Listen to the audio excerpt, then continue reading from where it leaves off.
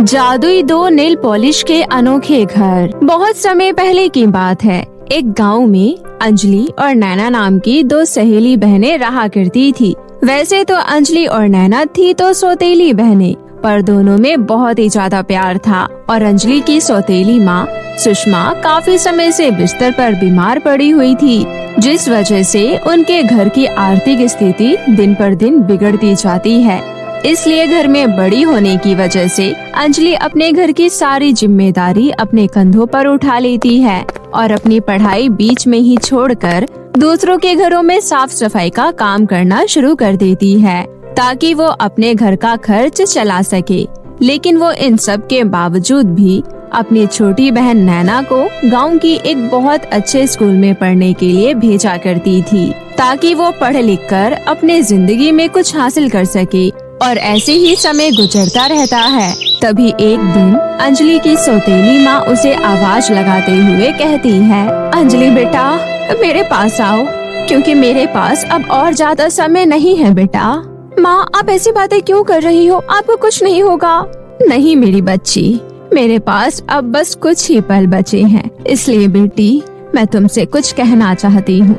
तुम मेरी सौतेली बेटी होकर भी मेरा कितना ख्याल रखती हो, और साथ ही अपनी छोटी बहन का भी। इसलिए मैं चाहती हूँ कि मेरे जाने के बाद तुम इसी तरह अपनी छोटी बहन नैना का ध्यान रखना। उसे कभी भी किसी भी चीज की कोई तकलीफ मत होने देना और उसे कभी भी अकेला मत छोड़ना।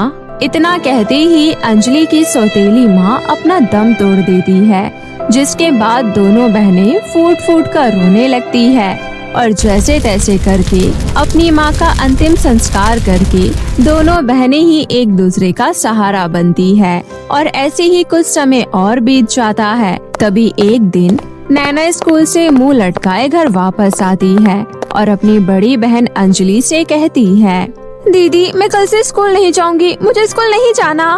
क्या हुआ नैना, तुम ऐसे क्यों बोल रही हो? क्योंकि दीदी स्कूल में सारे बच्चे मेरा मजाक उड़ाते हैं। मेरी फटी हुई यूनिफॉर्म और मेरा बैग को देखकर मुझे बिल्कुल अच्छा नहीं लगता। नैना तुम्हें तो पता है ना कि कितनी मुश्किल से हमारे घर का गुजारा चल पाता है, और मैं इतनी मुश्किल से तुम्हारे स्कूल की फीस भर पाती हूँ। फिर ऐसे में तुम्हारे लिए नई यूनिफॉर्म कैसे ला पाऊंगी? इसलिए तुम उन बच्चों की बातों पर ध्यान मत दिया करो और सिर्फ मन लगाकर पढ़ाई किया करो। ठीक है दीदी, अब से आप जैसा कहेंगी मैं वैसा ही करूँगी। ये हुई ना बात, चलो अब जल्दी से तैयार हो जाओ, मैं तुम्हें बाजार घुमाने ले चलती हूँ। क्या सच में दीदी? फिर तो बहुत मजा आएगा। इतना देखकर दोनों बहनें तैयार होकर बाजार घूमने चली जाती है और कुछ देर बाद शाम हो जाती है और दोनों बहनें बाजार से वापस आने लगती है। तभी रास्ते में उन्हें एक घायल चिड़िया दिखाई देती है, जिसे देखकर अंजलि कहती है, अरे इस चिड़िया के पंख में से तो खून निकल रहा है, लगता है इसे चोट लगी है।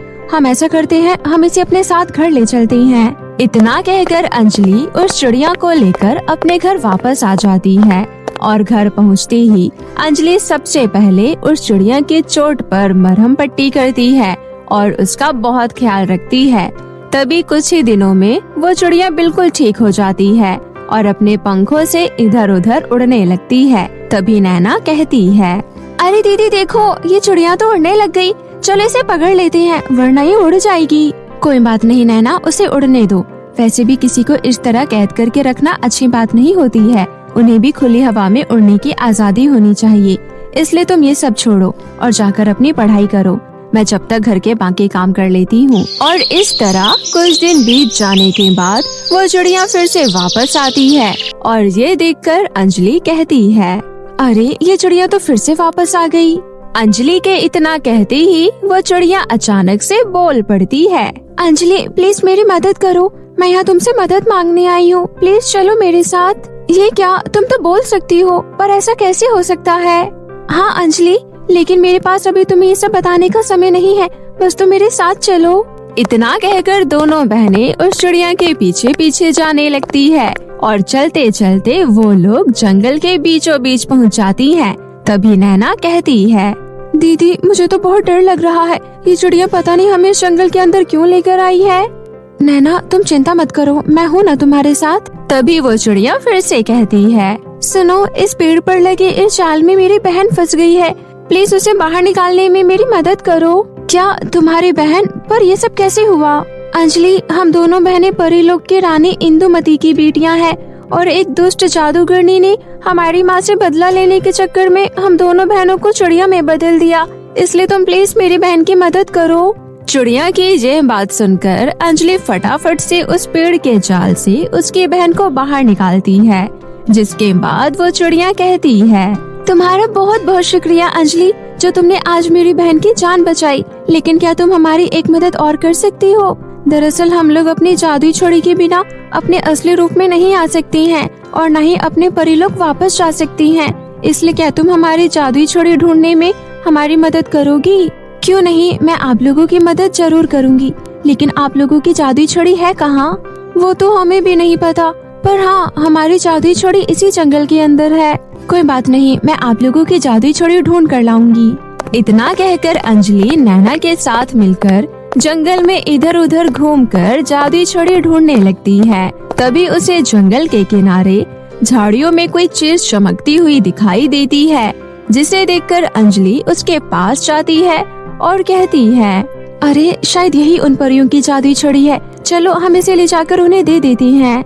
इतना कहकर अंजलि वो छड़ी ले जाकर उन चिड़ियों के पास रख देती है, जिसके बाद वो चिड़िया एक पल में ही अपने परी रूप में आ जाती है और वो अंजलि से कहती है, तुम दोनों बहनों का बहुत बहुत शुक्रिया, तुम दोनों ने हमारी बहुत मदद की है। इसलिए जाने से पहले हम भी तुम्हें कुछ देना चाहते हैं। इतना कहकर दोनों परियां अपने जादुई छड़ी से वहाँ पर 2 जादुई लिपस्टिक के घर प्रकट कर देती है और कहती है, अंजलि, ये 2 जादुई लिपस्टिक के घर हैं। तुम इन जादुई लिपस्टिक के घर में बड़े ही आराम से रह सकती हो और अब तुम्हें किसी भी चीज की कोई तकलीफ नहीं होगी। इतना कहकर वो दोनों परियां वहाँ से गायब हो जाती है, जिसके बाद नैना कहती है, सच में दीदी, मैंने तो आज तक ऐसे लिपस्टिक का जादुई घर कभी नहीं देखा। चलो अब इसके अंदर चलकर देखते हैं। इतना कहकर दोनों बहनें अपने अपने जादुई लिपस्टिक के घर में जाती हैं, जहाँ बहुत सारा धन दौलत पड़ा होता है और यह देखकर दोनों बहनें बहुत ज्यादा खुश हो जाती हैं और उस दिन के बाद से दोनों बहनें अपने अपने जादुई लिपस्टिक घर की मदद से गरीब और बेसहारा लोगों की मदद करने लगती हैं। वहीं दूसरी तरफ नैना पैसा मिलते ही बहुत ही ज्यादा घमंडी हो जाती है और वो अपनी बड़ी बहन से भी दूरियां बना लेती है और सारा पैसा सिर्फ अपने ऐशो आराम में ही खर्च करती है। तभी एक दिन नैना के घर के सामने एक गरीब औरत आती है और उससे कहती है, बेटी, मैंने 2 दिनों से कुछ नहीं खाया है, कृपया करके मेरी मदद करो, मुझे कुछ खाने के लिए दे दो। अरे मैंने क्या यहाँ अनाथालय खोल रखा है जो तुम्हें खाना खिलाती फिरूं? चलो जाओ यहाँ से, मेरे पास तुम्हें देने के लिए कुछ नहीं है।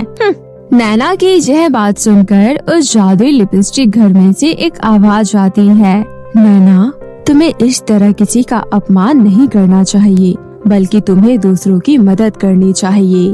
तुम अपना ये ज्ञान अपने पास रखो, मेरा जो मन चाहेगा मैं वही करूँगी।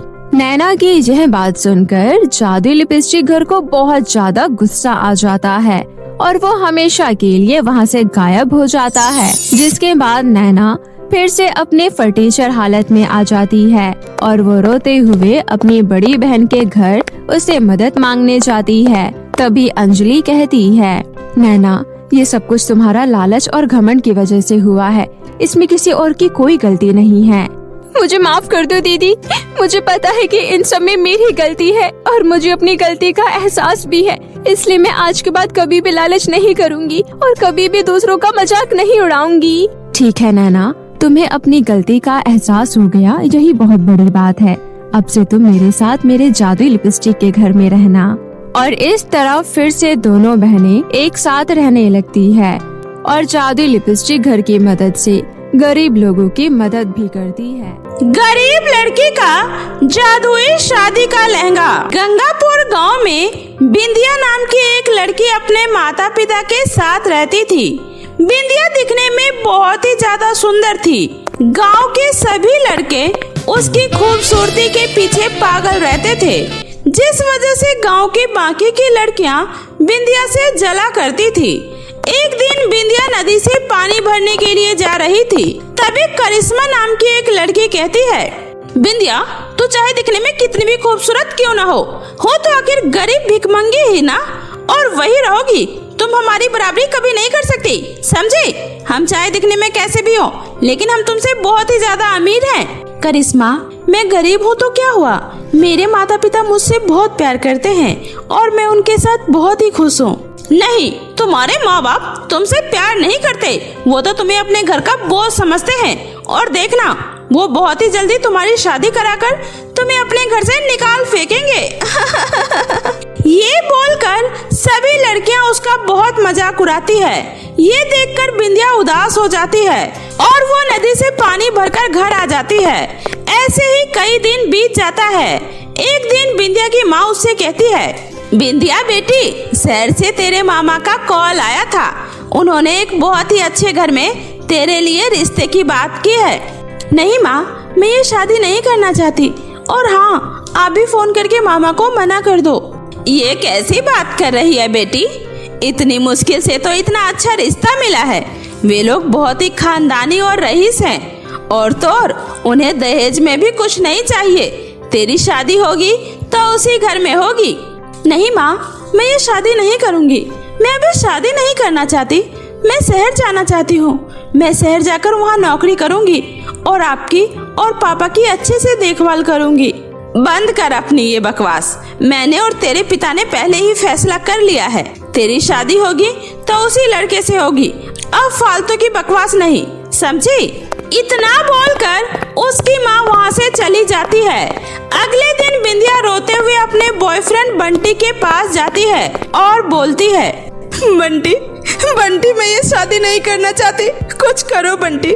मेरे घर वाले जबरदस्ती मेरी शादी करवाना चाहते हैं। मैं ये शादी नहीं करूँगी। मैं तुमसे प्यार करती हूँ और शादी भी मैं तुमसे ही करना चाहती हूँ। अब तुम ही कुछ करो। ये तुम क्या कह रही हो बिंदिया?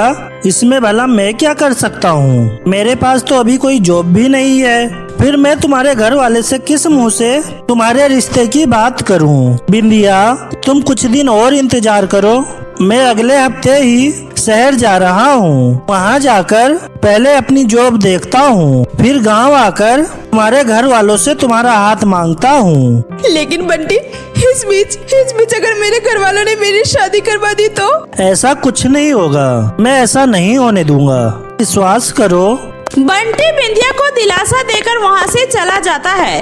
ऐसे ही कुछ दिन बीत जाता है।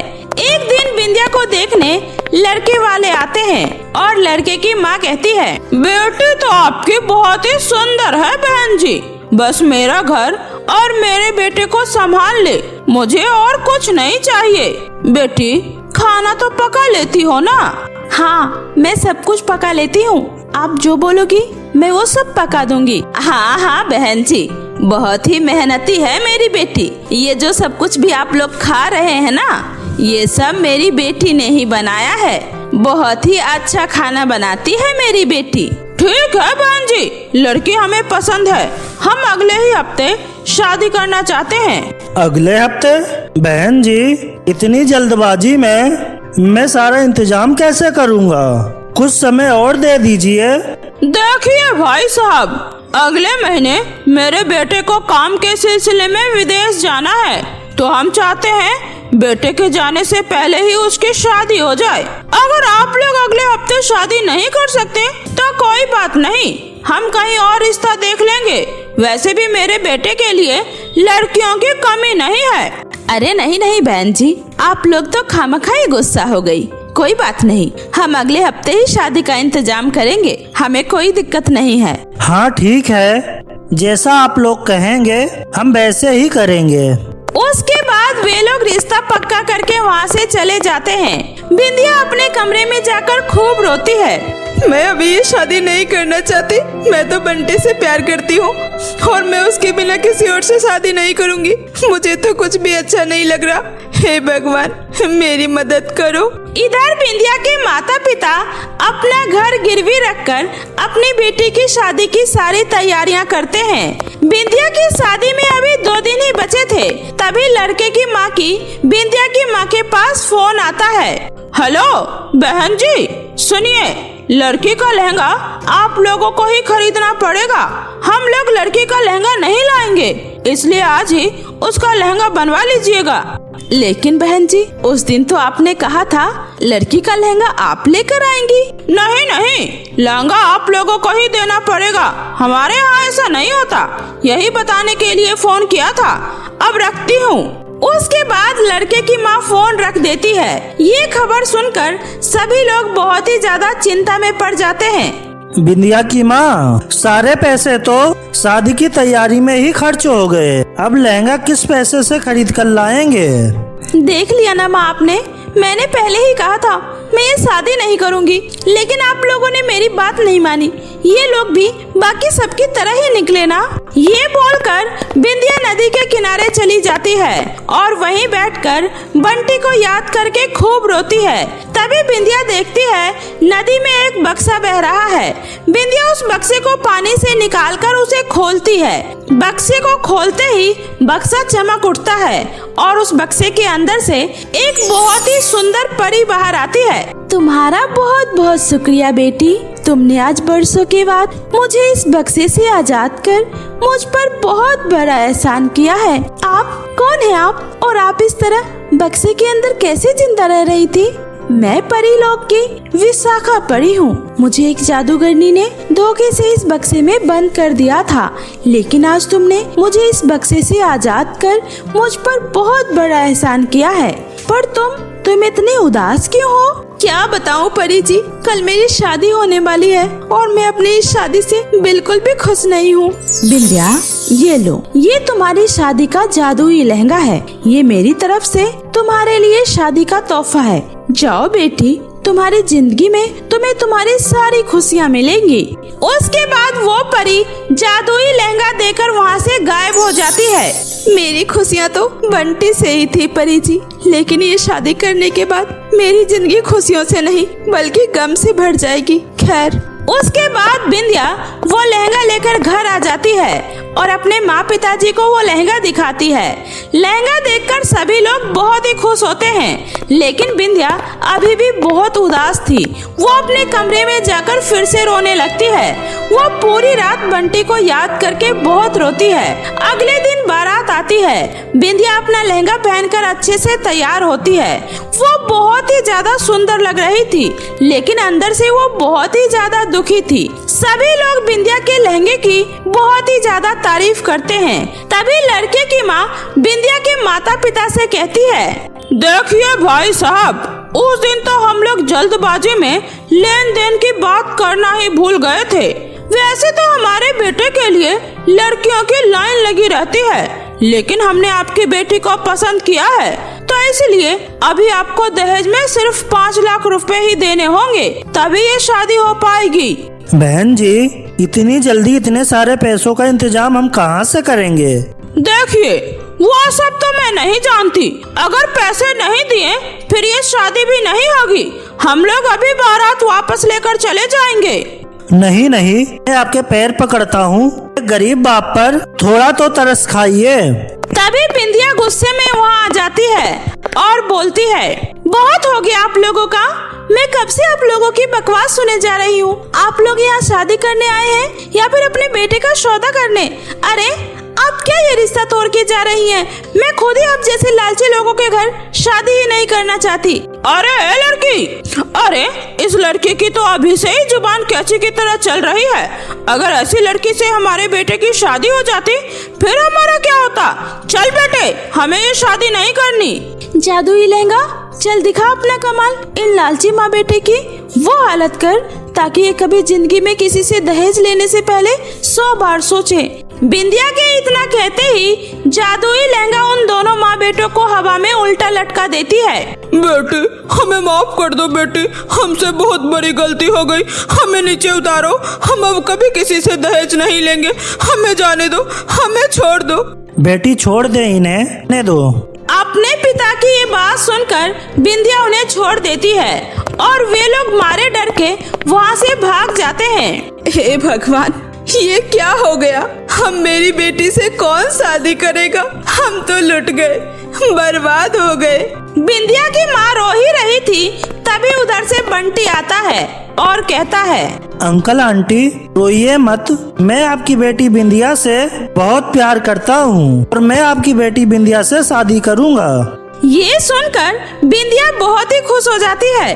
हाँ माँ पापा, मैं भी बंटी से बहुत प्यार करती हूँ और मैं भी बंटी से शादी करना चाहती हूँ। शायद मुझे मेरे प्यार से मिलाने के लिए ही उस परी ने मुझे ये जादुई लहंगा दिया था और ये सब इसी जादुई लहंगे की वजह से हुआ है। उसके बाद बिंदिया सभी को उस जादुई लहंगा के बारे में बताती है। सभी लोग को बंटी भी पसंद आ जाता है और फिर बड़े ही धूमधाम से उसी मंडप पर बिंदिया और बंटी की शादी हो जाती है और बिंदिया खुशी खुशी बंटी के साथ रहने लगती है।